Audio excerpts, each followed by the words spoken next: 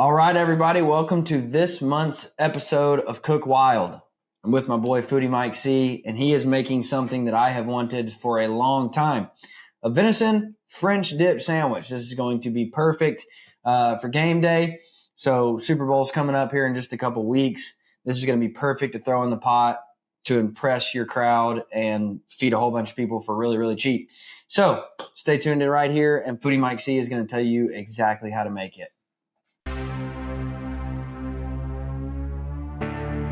Welcome to Bear Archery's Hunting 101 podcast, where hunters new and old come to learn and find inspiration from stories of hunts gone by.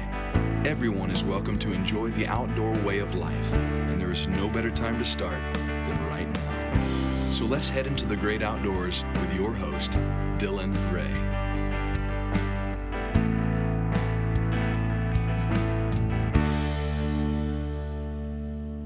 Guys, if you're a traditional archer and you have not checked out Three Rivers Archery, what are you waiting for? Three Rivers Archery is your one-stop shop for all things traditional archery. They have the largest in-stock selection of traditional archery equipment anywhere. Same-day shipping, very, very, very knowledgeable. Listen, I use Three Rivers all the time. If I've got a question on tuning, if I've got a question on broadheads, if I've got a question on brace height or anything like that, I use Three Rivers for everything. They know the products because they use the products. Three Rivers Archery is by far the gold standard when it comes to traditional archery. So guys, if you're just getting into traditional archery, I would encourage you to use Three Rivers as a resource for knowledge and understanding and growing and learning, and as a place to get all those products that you're going to be needing as you take this journey. So Mike Castaneda, Foodie Mike C, Foodie Chef Mike C, has taught us how to make some incredible stuff over the last few months. And I have wanted – what? We're still rolling. I know. We're going to keep going. Yeah. And I have wanted to for a long time, been taught how to make venison French dip sandwiches. I love French dip sandwiches, and I've always thought it would turn out really good with venison. And so this month I said, Mike, teach me how to make venison French dips. It's great to throw in a pot and get ready for a big crowd of people. Super Bowl Sunday's coming up, so I wanted to learn how to make it before Super Bowl Sunday so I can impress all my friends. But then I have to tell them it's Mike's recipe. So anyways, that's what I challenged Mike with this month, and he blew it out of the stinking water. Deer meat that you can literally just pull apart with your fingers and it shreds and falls apart. It was so delicious. It was incredible. Cost me $10.39. Wow. Outside of the meat, of course, outside of the venison roast. Cost me $10.39, and Mike made it up. Yeah. So, Mike, walk us through what you did. Sure. So let me just start out by saying, if you want to know Dylan on a personal level, this is how you know Dylan on a personal level. He says to me, hey, this is what I want to do. Can we do it? I said, absolutely no problem. He says, cool. Here's the meat. Let's shoot tomorrow morning. Brings me this roast that is completely frozen last night. And that's how I had to start this recipe. So there are a few different ways you can go about this when you want to do this. Never heard somebody complain because I give them a big old chunk of meat. Like, well, hey, here's a bunch of free meat. And then they complain about it. yeah, but I'm cooking for you. So Yeah, you are, bud. Yeah, you are. So initially in my head, I'm thinking, okay, how do I want to do this? You know, do we want to smoke it forever and just try to hit the proper internal temperature? We could even do like a sous vide method to where basically I'm vacuum sealing this thing. I'm cooking it on, let's say 135, 140 degrees, and you can cook that for 14 hours and lock it in with some herbs and whatever seasonings you want. And basically when you're cooking it that long, you are doing the same thing that we are doing in a crock pot or an instant pot. But it's not necessarily fall apart tender, but it is still super tender to where you slice it. It's your typical like roast beef that you might think of when you're doing something like this. So when Dylan said, hey, we should look at maybe doing a crock pot method, the big game's coming up, we want something easy, I thought that'd be perfect. You know, we could cube it up, we can add our seasonings. I thought, hey, maybe we'll infuse a little beer to the recipe because everybody loves beer. It's going to make it perfect. So that's what we did. I wanted to start off by cubing it up. I had some Montreal steak seasoning to kind of give it a little more flavor to kind of hide that gaminess that's going to be inside the deer. And then I added some things like bay leaf. And then when we go to cook it, you can see that we're adding things like some sauteed mushroom and onion. We have the au jus that we do. And I mean, it really just makes for a perfect dish. Well, and the reason I wanted to do crock pot was because everybody's got a crock pot. Yeah. And I didn't want there to be any excuses like, well, I don't have a big smoker. Mm-hmm. This is something that literally anybody can make. Like anybody can throw in the crock pot in a matter of minutes and come back and it's ready. Yeah. So what all, let's look at crock pot. You made yours in an Instant Pot, but everybody's got a crock pot. So let's look at crock pot. Sure. What's this something you're going to drop a roast?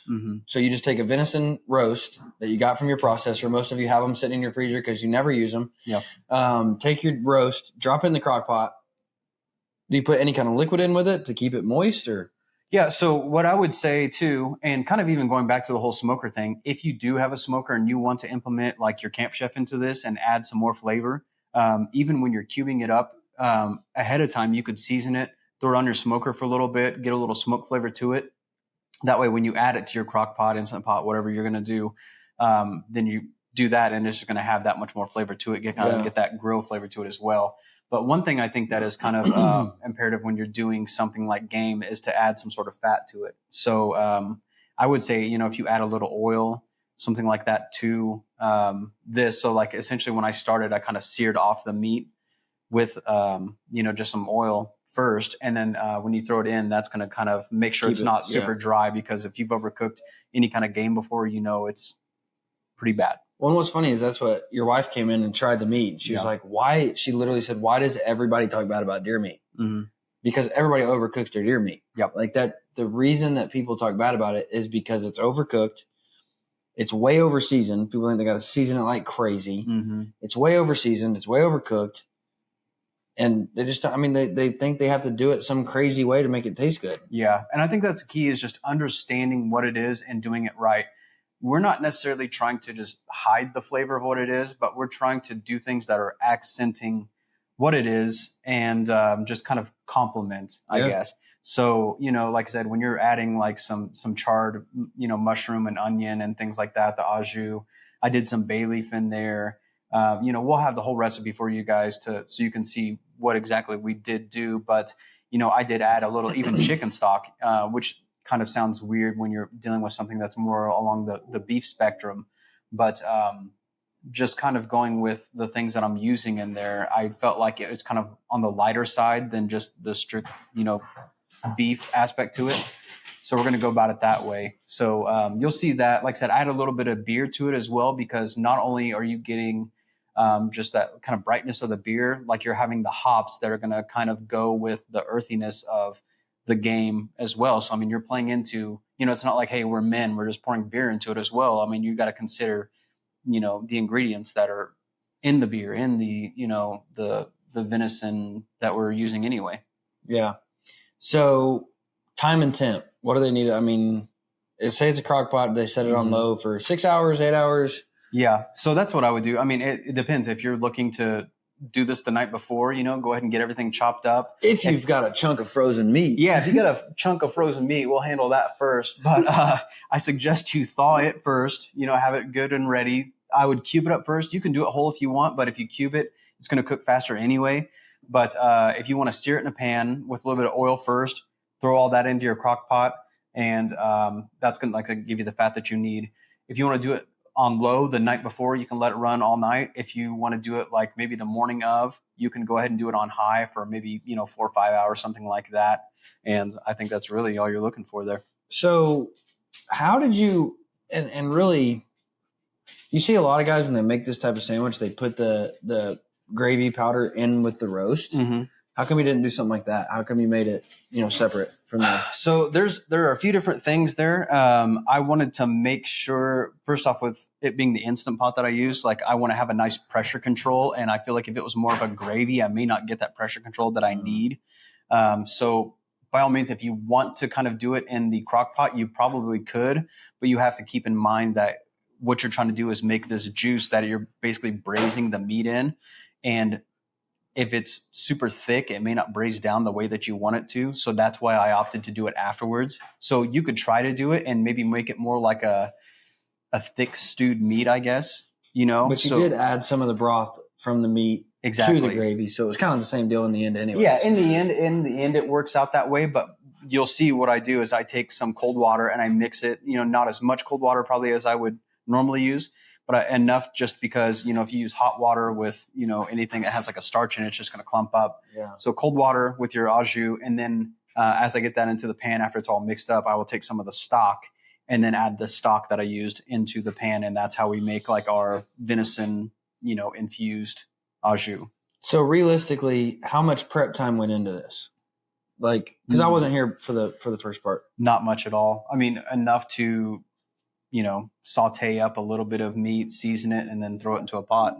I mean, that's So 10 minutes. Very minimal. Yeah. Super minimal. So guys, this is going to be something, and you're going to be able to feed, I mean, especially if you've got 2 roasts, I mean, you'll be able to feed 10 people pretty easily. Absolutely. Make sliders with it or something, get some Hawaiian rolls. And we didn't, you know, we didn't have any sides or anything. We just did it to taste it and eat it.